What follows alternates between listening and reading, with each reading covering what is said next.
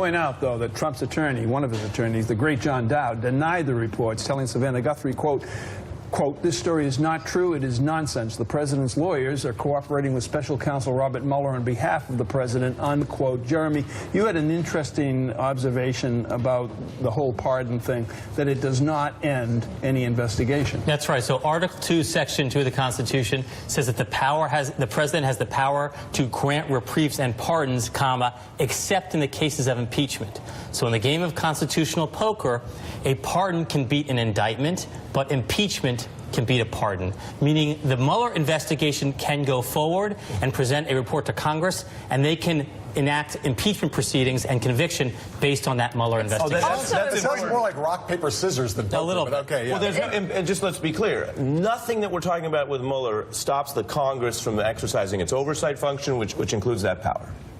Well, I want to say that Donald Trump can't necessarily just fire, we were talking about this a moment ago, Robert Mueller for any reason whatsoever. He doesn't really have that authority. Ari, you were pointing that out in our internal emails today. That has to be for cause. So, I mean, a question to you, is having financial conflict of interest or donating to a Democratic candidate in the past, does that constitute enough of a conflict for Donald Trump to have cause to fire Mueller or anyone on his legal team? Absolutely not. I mean, we have, decades of precedent on what constitutes cause in this scenario. It would be showing up to work drunk or dereliction of duty, not showing up at all.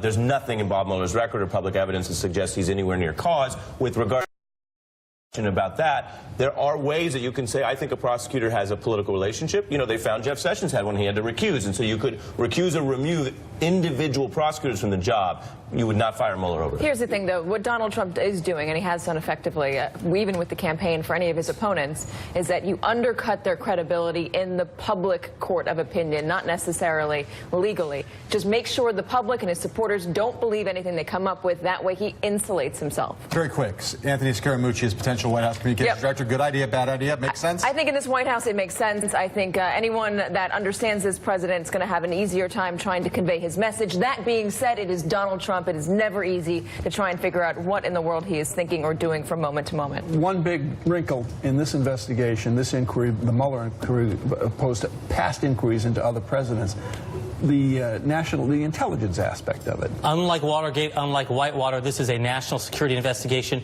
a counterintelligence investigation. So even if all criminal liability is wiped away, Mueller still has the writ to investigate how American national security was compromised by Russia and potential collusion. That's a big one. That is